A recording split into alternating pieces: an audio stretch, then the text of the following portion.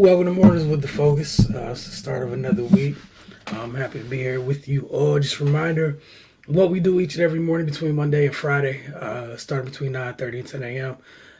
We got a few selected topics we talk about in terms of sports, what happened, on Mondays, obviously what happened over the weekend, throughout the week. Discuss whatever happened the night, usually what happened in sports the night before. I will be talking WNBA Playoffs today and a little NFL preseason. I want to see what you guys want to talk about, what you guys took from the second week of preseason. We'll have Justin on tomorrow to see who made his list of standouts in the preseason, in the second week of preseason, as we rapidly approach the third and final week of preseason, which then means we are that much closer to week one of the NFL season. Let's say we're going to start with the WNBA. The Storm beat the Mystics yesterday 97-84 to complete the first round sweep of Washington. Seattle pulled away in the second half to advance to the second round. All five starters scored in double figures, led by Breanna Stewart's 21 points, 10 rebounds, 8 assists, and 2 steals. Big thing for her. She just had a huge second half. At the half, I think she was 0 for 5 from the floor, had 4 points just from the free throw line. Had, I think, 6 assists at the half, but she got going, which followed the trend of, Jewel Lloyd in game one. She struggled for about the first 3 quarters and then finished strong. So similar performances from those two. Jewel Lloyd had 19 points and 4 rebounds. And then Sue Bird became the oldest player in WNBA history to record a postseason double-double, 18 points and 10 assists. As for Washington, they were led by Natasha Clouds, 21 points and 5 assists. Ariel Atkins added 15 points and 7 assists. Elena Deladon finished with 12 points, as did Shatori Walker-Kimbrough off the bench. We talked about this series and more last night on Mystics Outlook. You can see those on the YouTube pages that we share every morning, that we stream from every morning for Mornings with the Focus. Also, if Roku television or device, add the Focus TV as a channel. Just type in the Focus TV search box, double click OK, add the channel. It's up there as well, and I think it was Raymond and myself. We went a little bit more detail, talk about the series, and then just a season outlook on the Mystics as well. But again, that's up.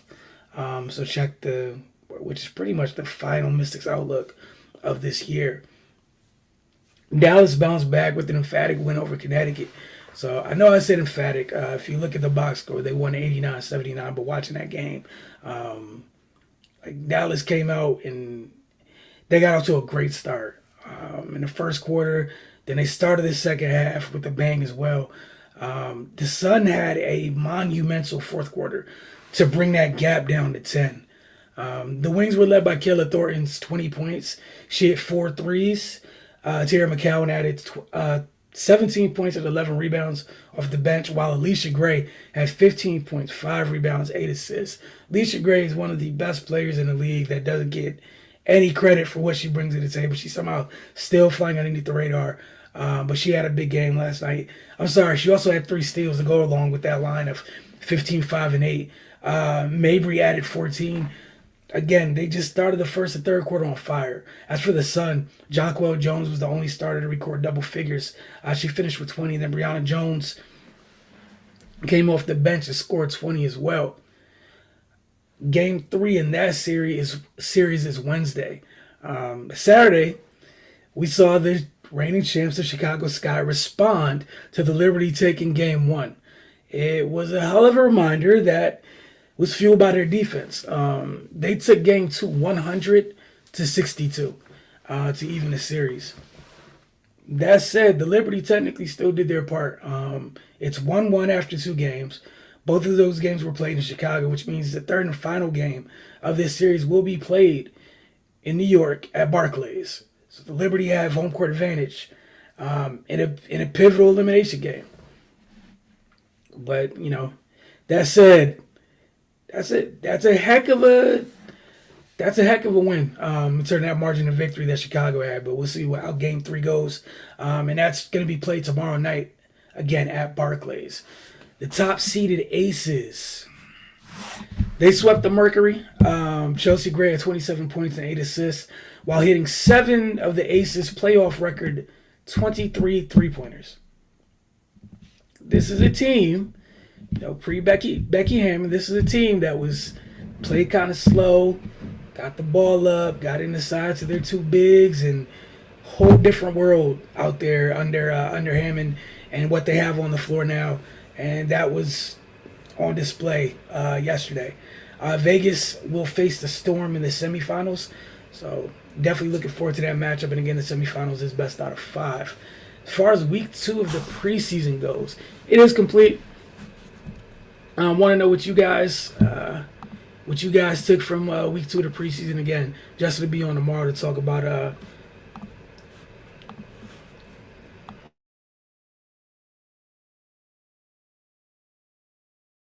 sorry about that. He'll be on tomorrow to talk about who made his list. Again, one of the weird things about week 2 was that several teams had those joint practices. Like, for instance, the Niners and Vikings game combined, 54 players did not play in that game. They got good work in the 2 days of joint practices, and they had a lot of their key guys in bubble wrap. They weren't the only teams that did that. That said, we still got some good performances and whatnot throughout this week of preseason ball. Some teams we're still waiting to see their starters play, and some of them we're not going to see their starters in week 3 either. That's just what it's going to be, honestly. I'm trying to think of any big performances that stood out to me. The Chiefs look fine.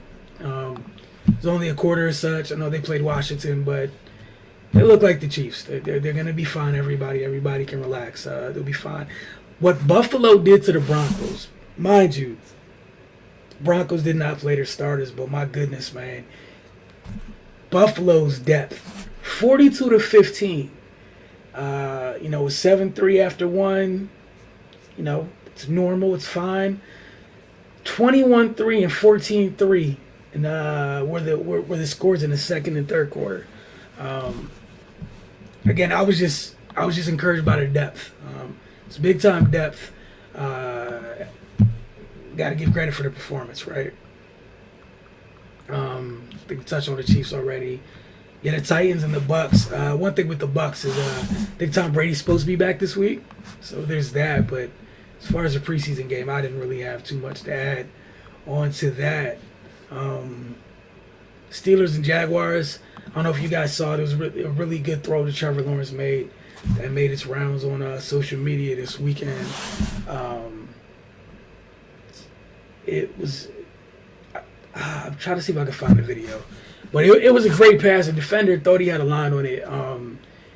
He zipped it through the defender's attempt at getting the interception. Hit his guy on the far hash on the sideline rather. It was just a really good throw.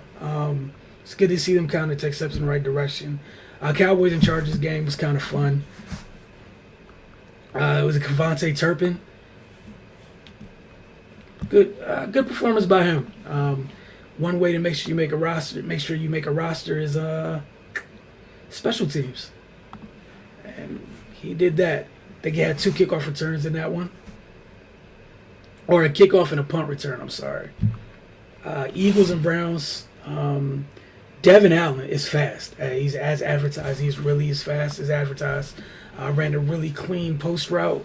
And there's a reason that, he was trying to qualify for the Olympics. Speed. The Giants and Bengals was kind of fun last night. Ravens and Cardinals. Honestly, Isaiah Likely.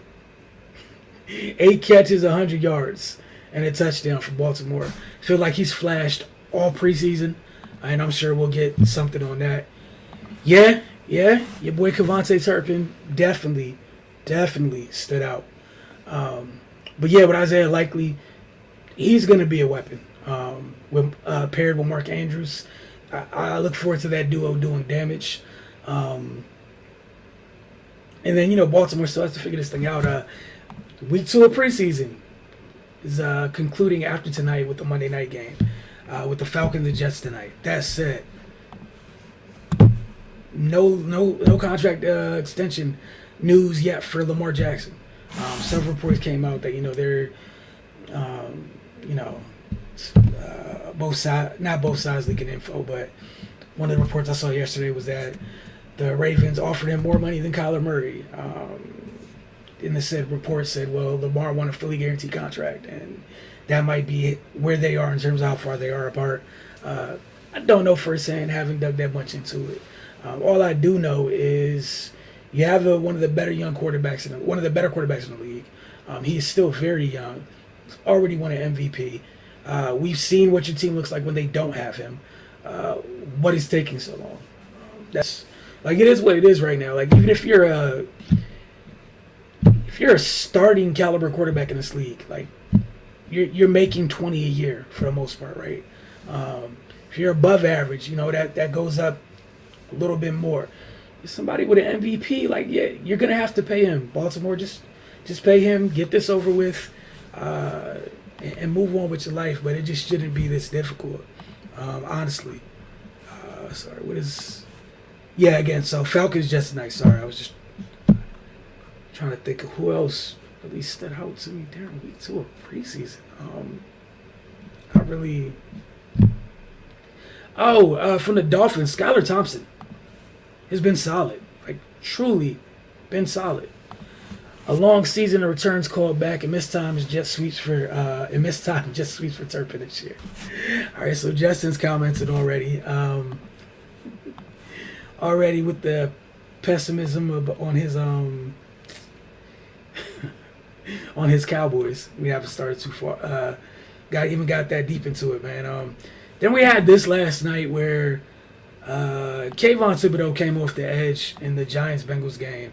I think it was Thad Moss. It was a cut block. And a lot of wild reactions to it. And one, the block is legal. It looked like it was a legal block.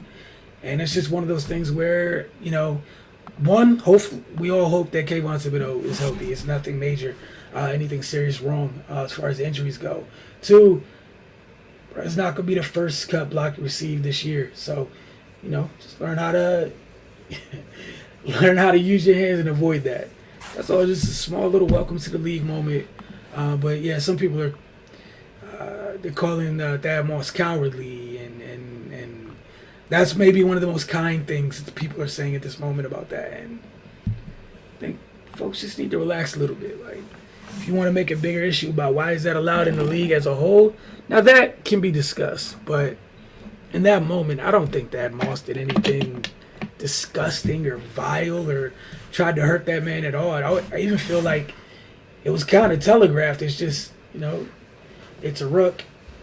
May not have happened too much to him in college, if at all. And that was it. You just caught off guard. But again, hope that he's healthy and it's not a big issue. Nothing much comes of it. But y'all have to relax with some of the things that are being said about something that has been deemed legal. I think that's something you just take that stuff up with the commission. Take that stuff up with the league. Don't make the rules or anything like that, man. But yeah, it's been interesting watching the discourse this morning. I'll just have to relax a little bit, man. Just a little bit. I'm trying to think if there's anything else. I don't think I have anything else. I'll give you guys a couple seconds, a couple minutes rather, in the comment section. Again, we'll have Justin back tomorrow. He'll have hear what he has to say about week 2 of the NFL preseason. That weird time of year right before some stuff comes to a close and things start up again. We're like a week or 2 away from college football. Like, we're in that weird space. But again, use the comment section. Let us know what it is you guys want to talk about whenever we start. You can start commenting as soon as the broadcast begins or a little bit before it. As soon as you see that it's been officially scheduled for the day. You guys are more than welcome to join and steer the conversation. That said, thank y'all for tuning in, whether it's live this morning or a little bit later today. And we will talk with you guys tomorrow morning. Again, we'll have Justin on tomorrow to see what he had to take away from week 2 of the preseason. Again, getting closer and closer to week 1. And tomorrow night's another WNBA playoff game. So we can see you guys tomorrow morning.